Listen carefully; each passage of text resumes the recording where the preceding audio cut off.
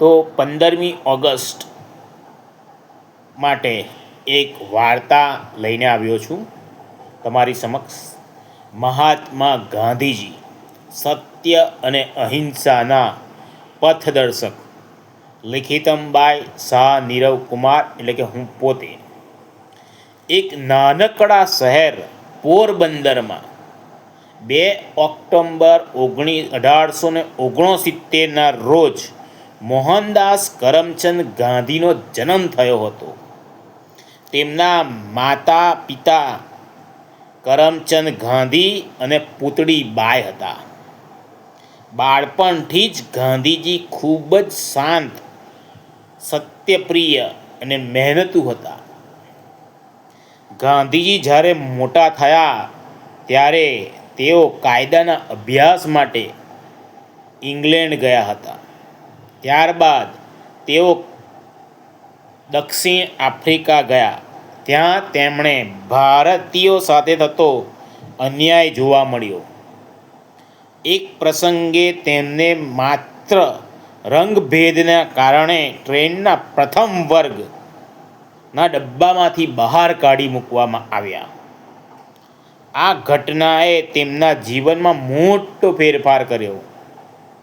ગાંધીજીએ નક્કી કર્યું કે અન્યાય સામે લડવું, પરંતુ હિંસા કર્યા વિના.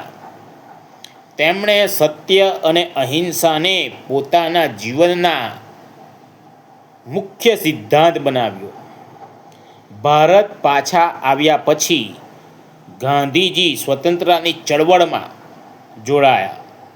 તેમણે લોકોને એકતા, સ્વદેશી અને આત્મનિર્ભરનો સંદેશ આપ્યો.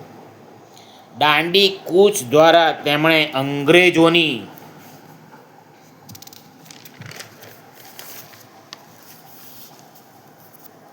મીઠાના કાયદા સામે અહિંસક વિરોધ કર્યો.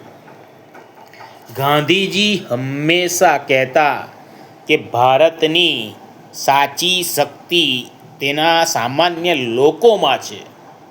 તેમણે ખેડૂતો, મજૂરો અને ગરીબ લોકોના હક માટે અવાજ ઉઠાવ્યો. 1942માં ભારત છોડો આંદોલન દરમિયાન તેમણે દેશવાસીઓને સ્વતંત્રતા માટે એકતાથી લડવાની સલાહ અને આહ્વાન કર્યું. તેમનો સંદેશ હતો, કરો અથવા મરો. લાંબા સંઘર્ષ અને અનેક બલિદાનો પછી 15 ઓગસ્ટ 1947ના રોજ ભારત સ્વતંત્ર બન્યું.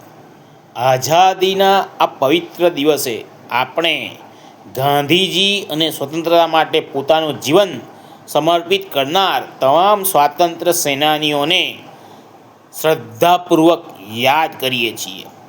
ગાંધીજીનું જીવન આપણને શીખવે છે કે સત્ય, અહિંસા, એકતા અને હિંમતથી મોટા કરતાં મોટો અન્યાય પણ પડકારી શકાય છે. જય હિન્દ. વંદે માતરમ. સાથે અસ્તુ.